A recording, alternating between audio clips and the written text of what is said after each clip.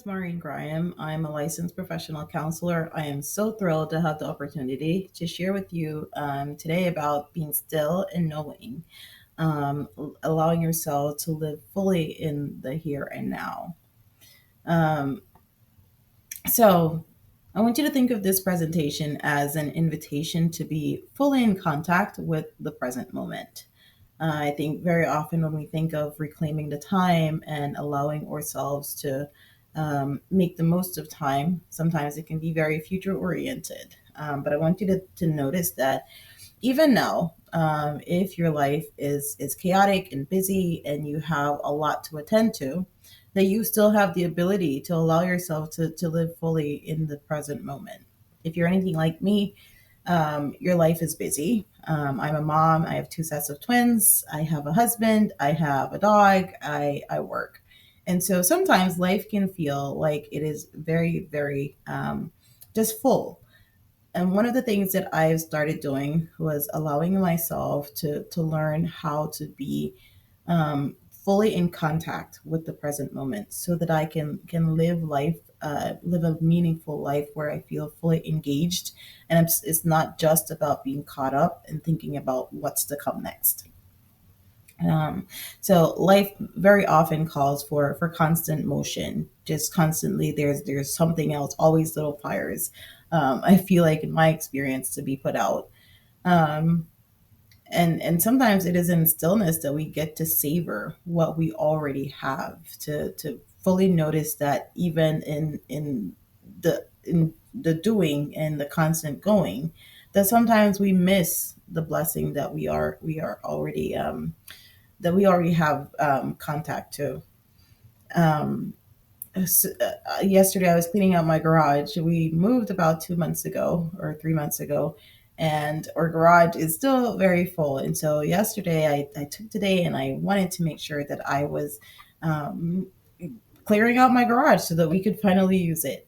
And I looked down at one point and I noticed that I my leg was throbbing, and there was a speck of blood on my pants. And I was for a moment, I was a bit confused because I did not remember getting an injury. I had on pretty thick sweatpants that I should know if I had bumped into something that would have created enough impact to result in a bruise and a throbbing leg. But I had no recollection. I mean, even at this point, I still have no idea what happened. And I realized that there are so many times that I find myself having experiences, or there's times when I lose my phone or I lose my wallet and I just have no recollection of where I set it down. I noticed that for myself, I am constantly living life not very aware or not very mindful of what it is that I'm doing. Far too often I'm on autopilot, or I'm just trying to get done with one thing so I can move on to the next thing. And in doing so, the constant pull to the next thing, I very often miss out on the meaning that is to be gleaned from the present moment. I very often miss out on the joys, on even just allowing myself to be still, because there's always something else to move on to. Um, but there is an art to stillness, and stillness is important. Stillness is stewardship. Even as our creator was making the earth, there was a very specific time that he set aside in order to be still, in order to rest. um, so I want you to, or presentation today is based on the Psalm, Psalm 46:10, where it talks about be still, and not just be still, right? But it's the verse says to be still and know that I am God. And that part is very important. I think a lot of times when we're constantly going and moving and acting, is because we're trying to accomplish something. There are things that we need to get done. And that might be very relevant. There are very often things that do need to get done, but for myself, I feel like sometimes when I'm engaged in constantly doing things, I lose contact with the joys that are to be had in the moment. And not only that, but I find that sometimes I am moving because I am looking for certainty about something. Sometimes it links back to me not fully trusting God. Um, when I work with clients, especially clients who have anxiety, one of the things that we talk about is that your anxiety is looking for certainty. Your anxiety has decided that you cannot live in a place of discomfort, or you cannot live with uncertainty, and so there are some things that you need to do in order to make sure of something. Sometimes that can lead to rumination and worry, and just um, constant motion, constant doing. And I'm not advocating to not do anything at all. But what I am saying is that sometimes, are we constantly moving because we don't trust that God, in His sovereignty, will make sure that things are okay and that things are worked out for us? And do we lose or sense of peace in the ability to live fully in the moment because we are so future oriented? Um, One of the things that I think is extremely important for us to be mindful of is what what is it that we're moving toward, or what is it that we're trying to move away from as we are constantly on the go, right? um, the reality is that God is very present in stillness. And stillness doesn't mean that it's the absence of movement, right? It means that our movement then is now guided by our values, rather than by anxiety or avoidance of something. One of the things that I talk to people very often about is, very often we live our life from a place of avoidance. My actions and my behaviors are guided by the things that I don't want to happen, or the feelings that I don't want to feel. And if we can allow ourselves to make room for those feelings, unhook from them, learn to accept them, then we're able to engage in actions and behaviors that are not necessarily just guided by avoidance, but more so are guided by or values, the who and the what, the things that really matter to us and add to our life in meaningful ways. And so let's talk about the art of presence, cultivating presence, allowing yourself to notice and be fully in contact with what is in front of you. One of the first step is to notice your thoughts. Just as we have thoughts and feelings, emotions, there's a part of us that's able to notice those thoughts, feelings, and emotions. And from that place of noticing, we're able to allow ourselves to accept. And acceptance means allowing your experience and choosing to live by your values. So we just talked about not living from a place of avoidance, right? Those feelings, those thoughts, those emotions that we don't want to experience, we do have the ability to accept them, allow them to be there rather than fighting against them. And the reason why I say that is I think that far too often we have the tendency to treat God almost as if he's a piggy bank of only good feelings, of only good things, right? I think, particularly for believers, this can be challenging. I had a client say to me one time, "Well, the Bible does say to be anxious for nothing," and it does say that. But I think of that more so as a comfort, because not the Bible doesn't just say be anxious for nothing, but it tells us what to do instead. It says instead pray about everything. Right? There's not just the command to not be anxious, but there's a comfort of not to be anxious because you have access to the Father and you can pray about everything.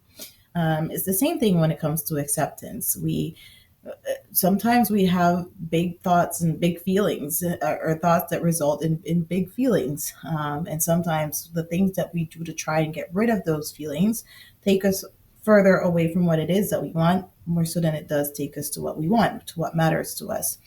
And so allowing yourself to accept those feelings, allow them to be there so that you don't engage in actions and behaviors aimed solely at trying to get rid of those feelings, but instead you're able to be guided by your values. When you think of your values, think of the who and the what matters to you and makes life meaningful.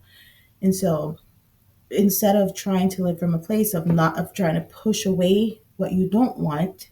Rather, you can live from how can I allow myself to to engage in values congruent actions and behaviors that moves me more in the direction of what I want and what it is that matters to me, what the Father is calling me to. So we're going to do a little exercise. We want you to just take a moment to just notice, to allow yourself to acknowledge what is already here. Notice the thoughts and feelings that are coming up for you, and allow yourself to just sit with it, acknowledging that it can be here, it can be on the bus, but it doesn't necessarily need to drive the bus, it doesn't need to be in control. We're going to take a deep breath in through your nose. And as you breathe in deeply, notice the cool air as it flows over your lips and follow it into your lungs. And as you exhale through your nose, notice that your body has warmed the air as it's coming out. Allow yourself to be still, to just notice, to acknowledge and accept what is showing up, not trying to fight against or change, but just acknowledging.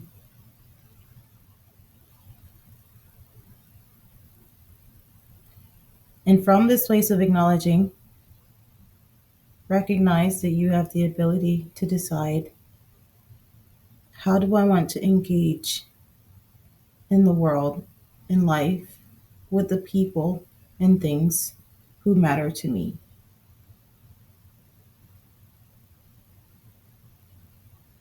Stillness is important. It gives us the ability, the opportunity to connect with our Father, to be present, to notice what underlying needs do I have, what keeps me constantly going, what things may excuse me, potentially be making it challenging for me to allow myself to be still.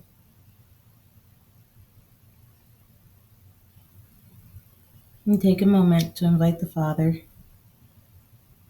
into this moment with you, to listen and connect and be fully present. And take another deep breath in and exhale slowly.